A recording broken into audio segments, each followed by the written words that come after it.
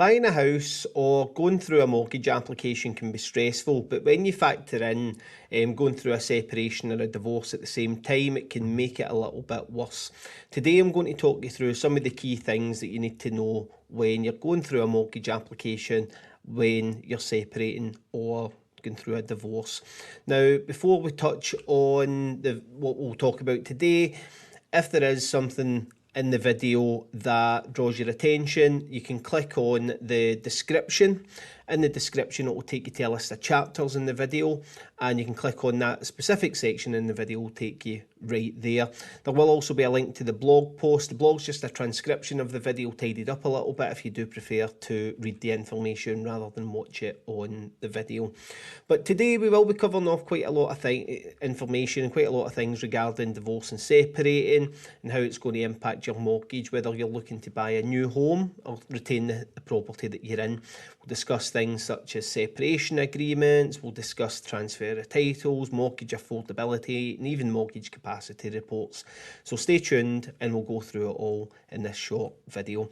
But the first tip that I'm going to give you if you are going through this and you find yourself in this situation is to make sure that you're seeking out legal advice as early as you possibly can. If you haven't done it yet and you're going through this, I would say that your best pal throughout the whole process is going to be your solicitor. They're going to guide you through it. There's going to be a lot of things that are going on, a lot of moving parts, and your solicitor can certainly help talk you through it, help you understand what your rights are, how you're going to distribute assets and the responsibilities, especially if there's kids involved. The best people to talk to about it are family lawyers. Mediators can help, but I always suggest and recommend seeking legal advice throughout the process. One of the most common mistakes that I see is when people haven't got legal advice and they're trying to sort it out on their own. So I would suggest doing that as early as you can.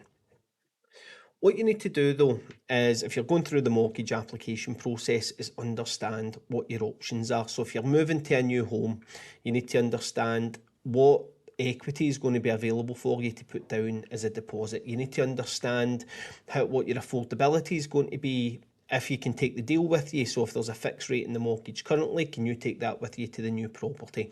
If it's a joint mortgage, you might find that the other party might want to take the mortgage, and you would need to come up with some agreement to say who it is that's going to do it. This can all be done in the separation agreement. Separation agreement needs to include quite a lot of information. One of the key things that I would suggest having in it is who's got rights to the mortgage rate and who's got rights to the mortgage deal. That way that when we present it to a lender, the lender knows that you've got the authority to take the deal with you if you're moving to a new property.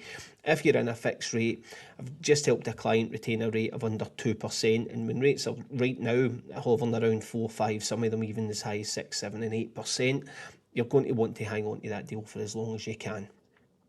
You're planning to stay in the property, similar agreements would need to be in place, because if someone's leaving the property, they've still got access and they've still get the right to that mortgage rate. So you would need to come up with the agreement that if you're staying in the property, you want to keep the rate in the deal, that you want to do that, all done through the separation agreement. You would need to consider additional things. So what's the costs involved? Do you have debts that you are planning to pay off? Can you afford the mortgage just in your name? Because remember, if you've been living there with someone else, there's been two of you contributing to the household costs. So what you need to evidence is not just that the mortgage is affordable for you, but if there is change in circumstances, it's going to be affordable moving forward.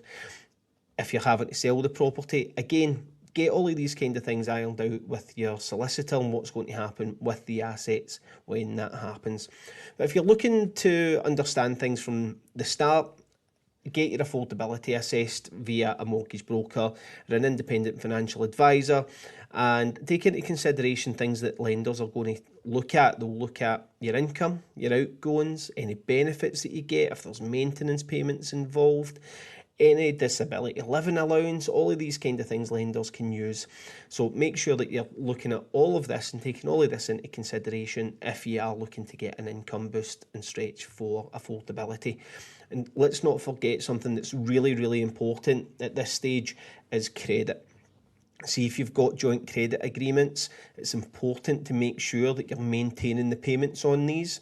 Make sure that if you and your partner have got joint loans, joint mortgages, that the payments are getting made and it's not impacting your credit. If you decide to sell or retain the current property, either option is fine, but there's a few things that you need to consider. A lot of people tend to retain the existing property if there's kids involved. It creates that stability for the kids. It keeps them close to school and close to friends and family, and it can make life a little bit simpler when that happens. But you need to consider the affordability, as I touched on there. So things like the affordability, the timing of things, the cost of things, all need to be taken into consideration. What's going to be in the settlement agreement and the separation agreement, you would need to consider, is there enough money there for you to buy your ex-partner out, clear the debts, make sure the mortgage is affordable. So make sure that you're doing all of these checks at the very start before entering into any agreement to keep the property before you know it's going to be possible. You can do that via a mortgage capacity report. So this is a document that outlines your affordability. It helps to avoid disputes and prevent disputes further down the line as well, because you can look at the income at the start of the process, the outcome at the start of the process, and see what you can afford, and it can help when you're trying to maybe retain a rate or retain a deal, and it gives the courts and it gives your solicitor and it gives the other party confirmation that you can actually afford to retain the property on your own. These are provided by mortgage brokers and financial advisors. But yeah, things like financial settlements as well, so make sure that all of these kind of things are considered. So how the equity is going to be split, how debts are going to be split, all of these kind of things that you're looking to find out, mortgage lenders are going to want to know about these as well. Debt considerations, if there's joint loans, who's responsible for them? Are they going to get paid off? Are they going to get transferred into somebody else's name? Because remember, after the separation, if it's in joint names, both of you are still liable to pay it. And if that's the case, what you don't want to happen is the other party doesn't pay it, and then that starts impacting your credit. So you want to make sure that if there is anything that's going to impact you, you remain in control of it. Looking at the mortgage debts as well, who pays it if a partner moves out is something that needs to be considered. So if it's a joint mortgage currently and somebody moves out, if you're the one staying in that property, is it your responsibility to make sure that these payments are going to be met? Make sure all of these kind of things are put down in writing through the separation agreement and agreed at an early stage from the solicitors. But the separation agreement is a document essentially where it's an agreement between you and the person that you're separating from. All of the assets are considered, children are considered, all of the kind of things that you would want to be put into this little bubble so that you know what's going to happen, and it outlines what's going to happen when you do eventually part ways. And this is a legal document that you need, and lenders are going to want to see this. They're going to want to see, are you going to have to take over control of the debts? What's the maintenance payments going to be? What's that going to look like? What's the property going to look like? Are you allowed to keep the deal? Do you need to borrow additional funds to pay the fees? All of these kind of things will be discussed, and they should be there in the separation agreement. It's done through the solicitor or a mediation service, but I always recommend going through a solicitor for it. But if you're at the stage where you are looking to take ownership of the property and it's in joint names, what you would want to be doing is removing the other person from the mortgage via a transfer of title. You can do this. It's essentially you're applying for the mortgage on your own, and you need to be able to evidence affordability on your own to get this done. So you can do that through mortgage broker, especially if you're having to borrow additional funds to buy out the other party. The mortgage brokers can help you guide you through the kind of process. I do it all the time for my clients, where we are maybe looking to take out additional funds to pay the settlements and to pay everything off and to buy the other person out, something that we would look to do. The biggest challenge is you need to be able to evidence that you can afford it. You must be able to afford it on your own. I see that as the biggest challenge, where it might be an idea to go down the guarantor route or something like that, but that's the biggest challenge, is making sure that you can actually afford it. If you can't refinance, the guarantor options are there. You can try and negotiate with the lender depending on how far away you are on affordability, but ultimately you might be forced to sell the property or sell it to the other party, because what the lenders will look at things like your credit and your affordability, taking into consideration for your income, things like your salary. I know I've touched on it before, but future changes to benefits, disability living allowances, maintenance payments, all of these kind of things will be considered. Not to mention other things like your debt to income ratio, because what you might find is, as part of that couple, you might have a large balloon payment at the end of one of your loans.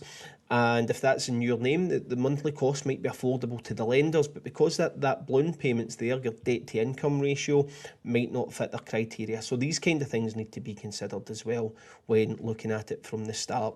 But you can boost your chances of getting approved, you can start clearing debts, you can start improving your credit, and show stability and making sure that you can make the payments, especially if you've been living in the property on your own, making the household bills and paying all the bills before the separation goes through.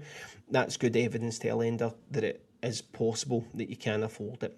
But that brings us to the end of the video. I hope you did find it useful. The key takeaways for me is to seek advice as early as you possibly can. Everybody's completely different and every situation is completely different, so make sure that you're getting that guidance from the solicitors. If you need affordability checks, mortgage brokers like myself can help you out. Make sure that you're getting that done, but take action, talk to somebody about it, talk early to make sure that you are getting that help.